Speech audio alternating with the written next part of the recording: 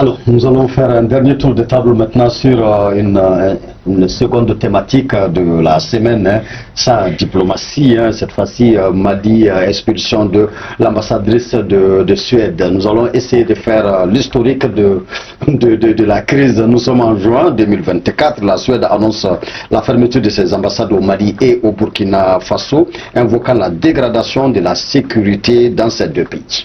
Mercredi 7 août 2024, le ministre suédois de la coopération internationale et du commerce extérieur, exprimant son mécontentement face à la rupture diplomatique entre le Mali et l'Ukraine, annonce que la Suède ne peut pas continuer à soutenir un pays qui a adopté une position favorable à l'agression russe en Ukraine, tout en recevant des millions de couronnes suédoises en aide au développement. En réponse, vendredi 9 août, le gouvernement malien a non seulement déclaré non grata l'ambassadeur suédois, mais aussi a exigé son départ dans les 72 heures. Voici les faits. Docteur Touré, oui, votre commentaire. Bon, par rapport, c'était comme pour dire, c'était la sortie du ministre des Affaires étrangères de la Suède, parce que c'était la énième provocation. Connaissant notre diplomatie, il fallait s'attendre à cette réponse proportionnée. Et cette réponse vis-à-vis de l'acte posé par le ministre en question. Donc pour rappel, il est important de rappeler que le Mali et la Russie ont signé un accord de défense pour parachever un peu leur partenariat stratégique. Et concernant la Suède est dans son rôle de soutien premier à l'Ukraine. Et connaissant aussi le mode operandi, c'est le même mode opérateur qui avait entamé la France. Parce que dès qu'on parle d'aide, de la suspension de l'aide au développement, la suite c'est catégoriquement tout ce qu'on sait. Donc quand on suspend l'aide au développement, moi je ne suis pas pour l'aide, parce que l'aide au développement n'a jamais développé un pays. Donc point tenant de l'orientation diplomatique de nos relations internationales, à travers les principes que le gouvernement adopte, on ne peut que s'attendre à l'expulsion de l'ambassadrice. Donc pour retenir que de 1960 à nos jours, on a sous la transition, il y a autant de configurations de notre carte diplomatique en fonction de nos intérêts, en fonction de nos choix stratégiques.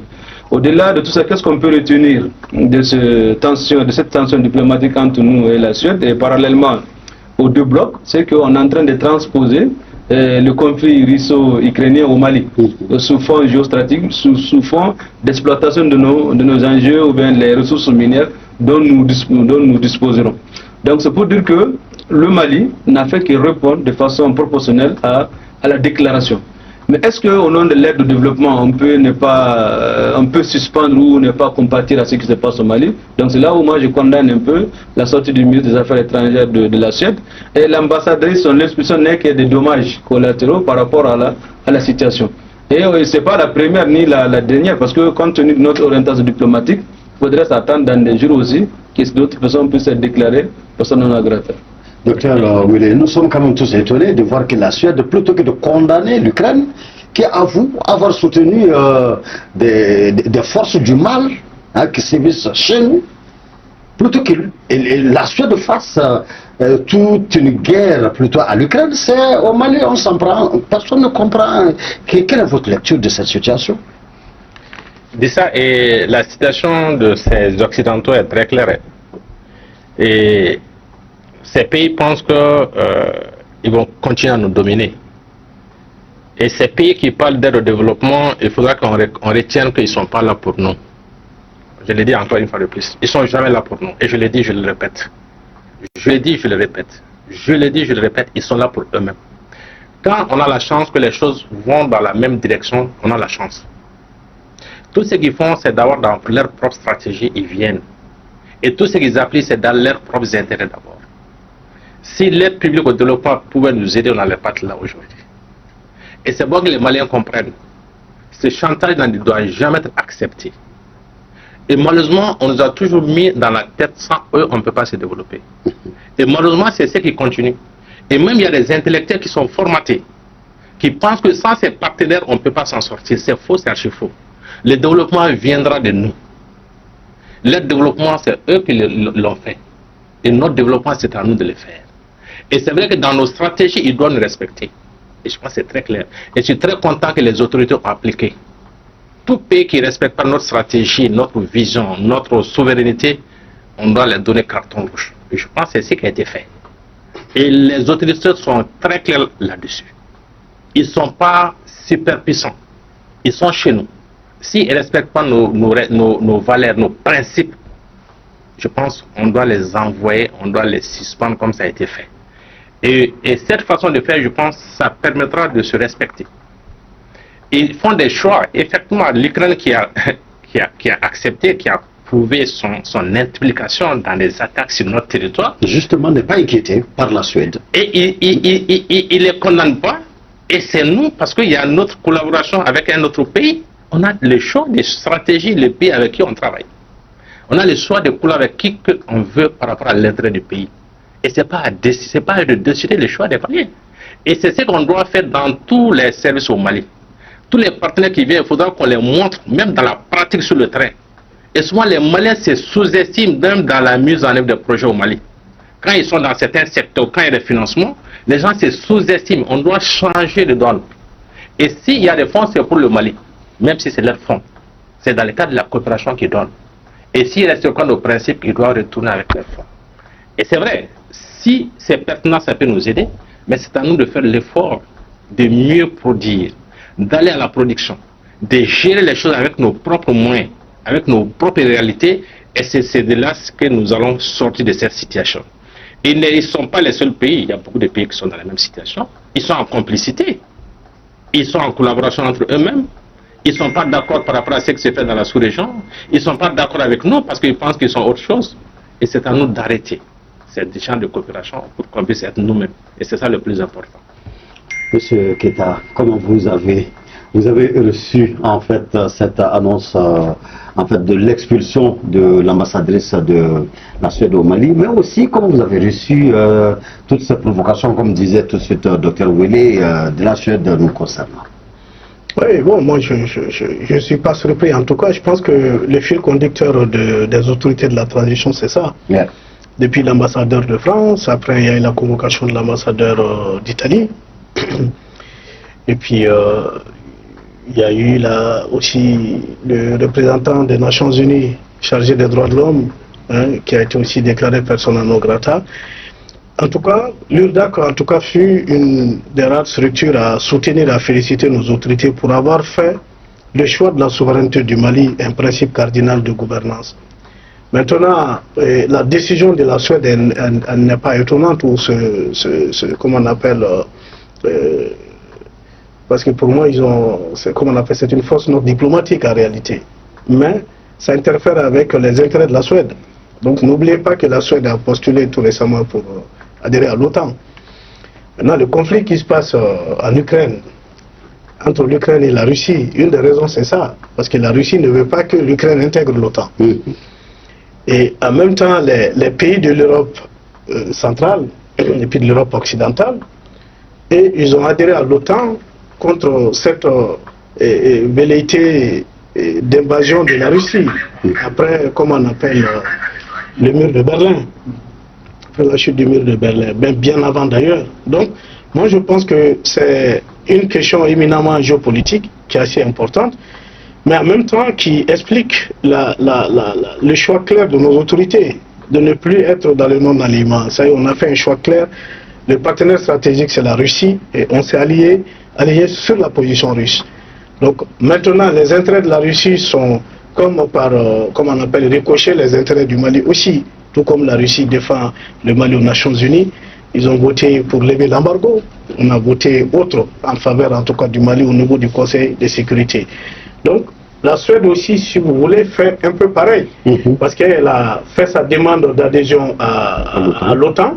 Maintenant, elle va quand même mettre en avant des choix politiques et des décisions politiques qui vont alimenter cela. Mais n'oublions pas que tous ces pays-là faisaient partie des contingents aussi de l'AMINUSMA. Donc moi, je le dis des fois, l'AMINUSMA était composé informellement des entités, en tout cas des pays, qui sont soit candidats à l'OTAN ou font partie de l'OTAN. Donc la question est assez importante, il ne faut pas la négliger. Alors, c'est vrai, dommage collatéral, il y en a, c'est sûr. Maintenant, faisons en sorte que ça ne déborde pas.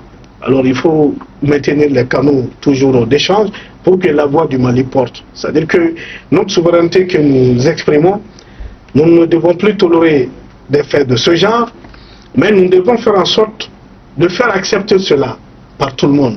que les gens comprennent que le Mali n'est plus la risée du monde, qu'on ne vient plus nous imposer des accords de trahison, qu'on ne vient plus nous imposer des dispositifs politico-militaires qui jouent contre les intérêts de l'État malien. Maintenant, pour tout cela, je pense qu'il faut travailler à renforcer la cohésion sociale sur le plan national, à renforcer l'union autour du Mali, parce que c'est comme ça que les autorités peuvent se faire entendre.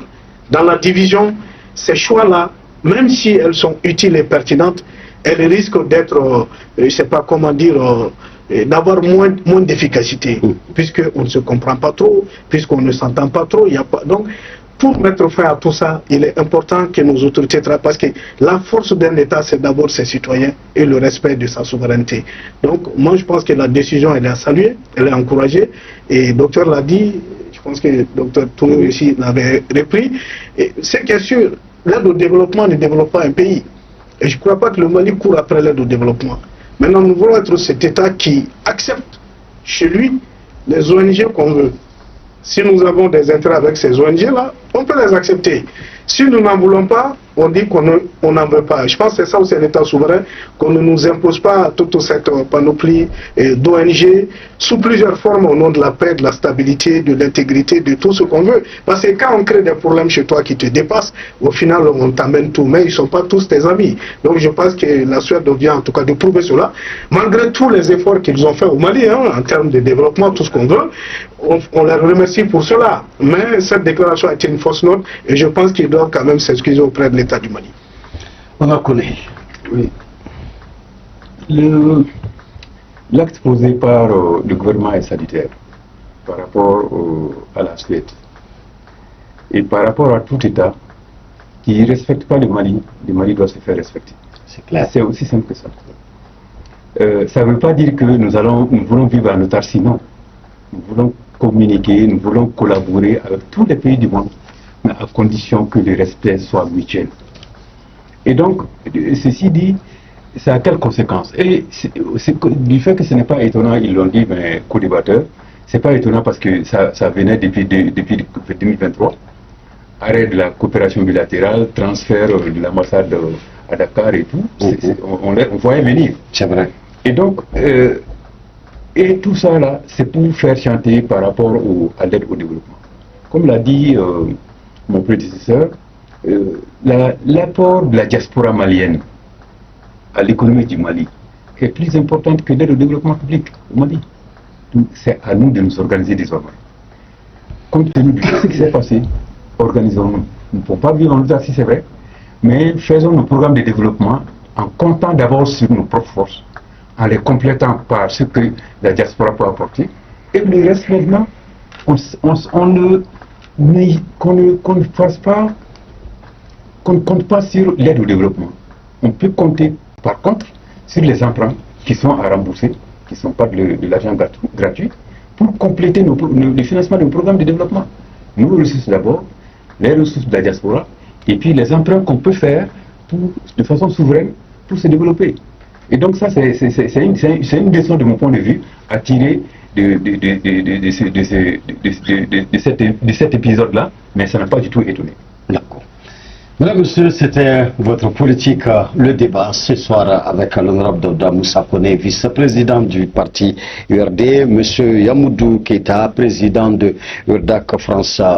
URDAC Mali France, Dr Ali Di Agaliouele, vice-président du parti BRDM, et enfin Dr Amadou Touré, spécialiste des questions politiques, sécuritaires et de paix au Mali. Merci pour... Maintenant, c'est à vous.